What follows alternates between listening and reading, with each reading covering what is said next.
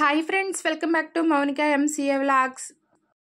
ఈరోజు మనం శివాలయంలో ఎలా ప్రదక్షిణలు చేస్తే సమస్త కోరికలు నెరవేరుతాయో తెలుసుకుందాం. సాధారణంగా ఏ గుడికి వెళ్ళినా ప్రదక్షిణలు చేస్తాం. కనీసం 3 ప్రదక్షిణాలతో మొదలుపెట్టి 108 ప్రదక్షిణాల వరకు చేసేవారు కూడా ఉన్నారు. అయితే శివాలయంలో చేసే ప్రదక్షిణలకు మిగతా దేవాలయాల్లో చేసే ప్రదక్షిణాలకు చాలా వ్యత్యాసం ఉంటుంది. అది ఏమిటో ఇప్పుడు మనం తెలుసుకుందాం. లింగ పురాణం ప్రకారం ఇతర దేవాలయాలలో చేసిన విధంగా ఈశ్వరుని దేవాలయంలో ప్రదక్షిణలు చేయకూడదు. శివాలయంలో ఏ విధంగా ప్రదక్షిణలు చేయాలో లింగ పురాణంలో స్పష్టంగా వివరించి ఉంది. అది ఏమిటంటే సోమసూత్ర ప్రదక్షిణ. శివాలయంలో చేసే ప్రదక్షిణ చండీ ప్రదక్షిణ లేదా సోమసూత్ర ప్రదక్షిణ అని అంటారు.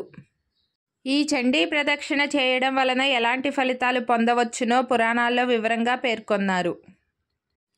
లింగ పురాణంలో శివాలయంలో చేయవలసిన ప్రదక్షిణ గురించి ఈ విధంగా వివరించారు. అసలు శివాలయంలో ప్రదక్షిణ ఎలా మొదలు పెట్టాలి అంటే, శివాలయంలో ధ్వజస్తంభం వద్ద ప్రదక్షిణ ప్రారంభించి చండీశ్వరుని వరకు వెళ్ళాలి. చండీశ్వరుణ్ణి దర్శించుకొని అక్కడి నుంచి మళ్ళీ వెనక్కి తిరిగి ధ్వజస్తంభం దగ్గరకు వచ్చి ఒక్క క్షణం ఆగాలి. ఆ తరువాత మళ్ళీ ప్రదక్షిణ మొదలుపెట్టి సోమసూత్రం అంటే అభిషేక జలం బయటకు పోవు దారి వరకు వెళ్ళి తిరిగి ధ్వజస్తంభం దగ్గరకు రావాలి.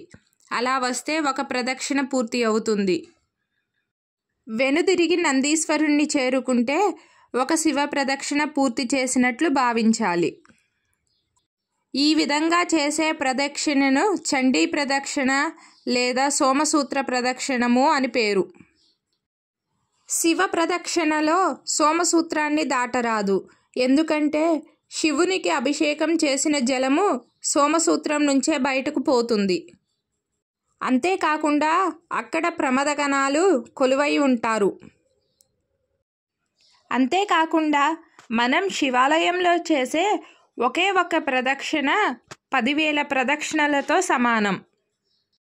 మనం శివాలయంలో ఈ విధంగా ఒకసారి చేసే ప్రదక్షిణం సాధారణ ప్రదక్షిణాల 10,000 ప్రదక్షిణాలతో సమానమని లింగ పురాణంలో వివరించారు. ఇలా 3 ప్రదక్షిణాలు చేయాలి. అయితే పొరపాటున కూడా నంది శివునికి మధ్యలో నడవకూడదు. ఎందుకంటే నందీశ్వరుని చూపులు సదాశివుని మీద ఉంటాయి. అలాగే చాలామంది ఏ దేవాలయంలో అయినా తెలియక చేసే పొరపాటు గర్భగుడి వెనుక భాగాన్ని తాకి నమస్కారం చేస్తారు. అలా చేయకూడదు. అంతేకాకుండా దేవాలయంలో దేవతా విగ్రహానికి ఎదురుగా నిలబడి దర్శనం చేసుకోకూడదు. ఎందుకంటే విగ్రహం నుండి వెలువడే శక్తి తరంగాలు నేరుగా మన మీద పడతాయి. ఆ దైవిక శక్తి తరంగాలను భరించే శక్తి మానవ మాతృలకు ఉండదు. ఆ శక్తిని మనం భరించలేము.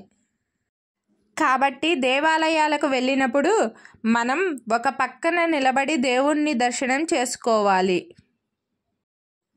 ఈ విధంగా శివాలయంలో మనం సోమసూత్ర ప్రదక్షిణ చేయడం వలన సమస్త కోరికలు నెరవేరడం తథ్యం. ఈరోజు నా వీడియో కనుక మీకు నచ్చినట్లయితే ప్లీజ్ లైక్ చేయండి, సబ్స్క్రైబ్ చేయండి ఫ్రెండ్స్. మరో మంచి వీడియోతో మీ ముందుకు వస్తాను. Thank you friends.